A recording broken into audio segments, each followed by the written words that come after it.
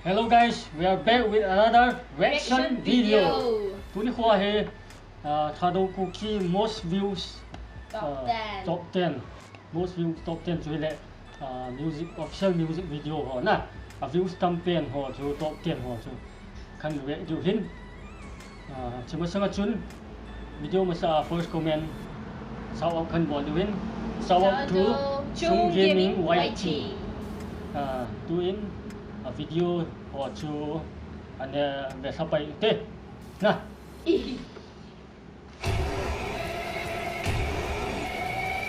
Thadou Kuki album 2021 6 5 4 3 2 1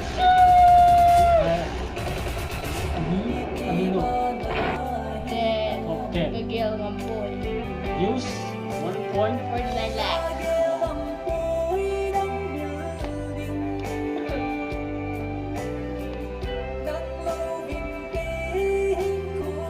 Thì thôi mà giàu mấy thì thế lớn à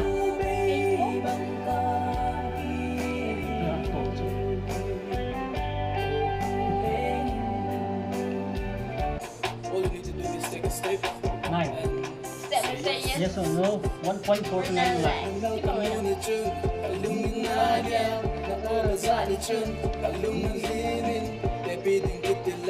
sa hay pa cha nang nun dan jong hi asi song ling na hi nang nay hin da ji ting my heart skip a beat nang nay hin to ji ting like an angel's voice nang mel hi dan jong hi Guys, he's gonna get shot. nay hin mung sim na them just say yes or no Hey, microphone Tula Walk me lang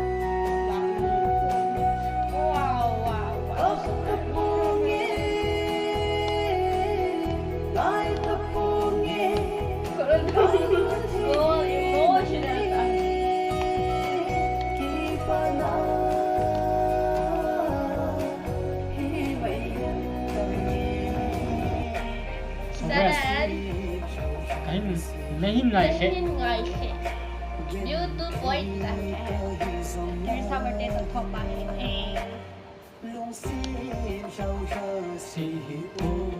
Who musical I am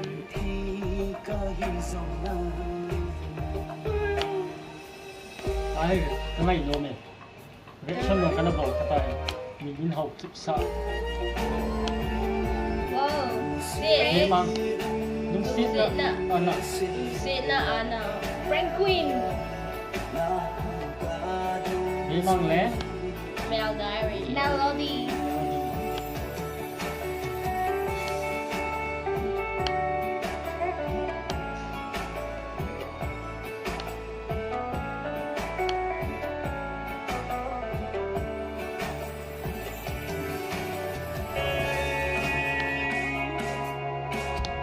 phải ra đầu như tôi quay chương trình này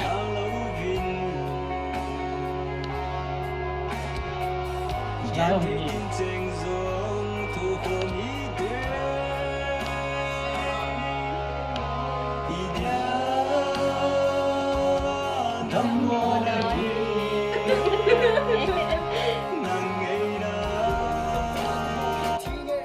wow, zero goes. Tầm quay ra tầm Let's get started. Zero. big fan zero Big fan, bro. 7 fan Essie. Dia kapan yang can hit can hot lên can hit hot but they can take it, yeah. Break up score, camera, got shit. As long as this. Whoa, whoa. tầm lại à 2.3 lakhs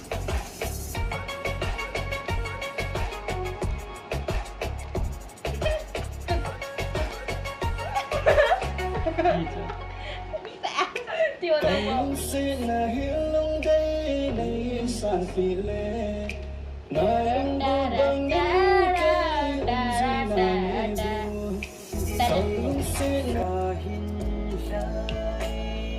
Two. Đông trong sò 4.5 lakhs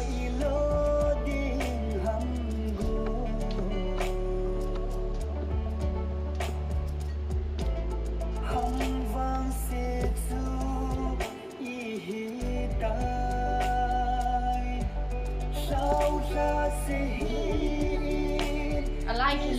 Look, yeah, I like it. One. Vuông phật à? 9.4 lakhs. Wow, one here, one. Like you, I couldn't do it. One of my favorites. No, I don't know. I'm just something about the later. Lại thì chọc có yêu nè. Thank you for watching the end.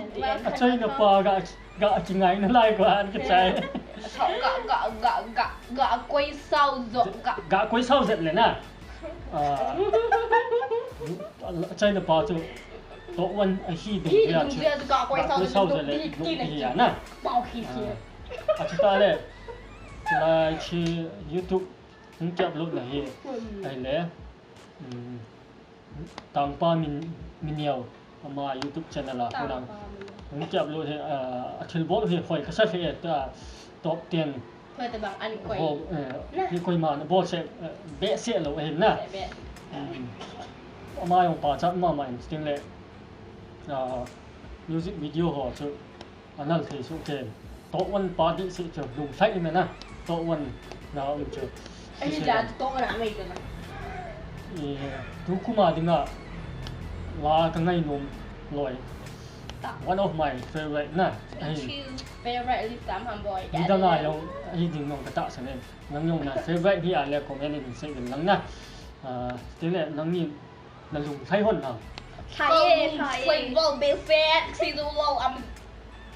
Cũng là bê phết. chỉ ta le reaction kan bo chi chen chu riêng anh làm trong trà khăn bò chứ không kia anh về hồ chung anh về lâu hồi không các cái bộ viên anh về hồ không các cái bộ viên mà bạn nông lên hình tổ sọt dựng mình lăng hồ support là ngày cho dựng mình bạn kỹ video tiền lệ đã mình nô mình chỉ một tổ chức tao kia bye bye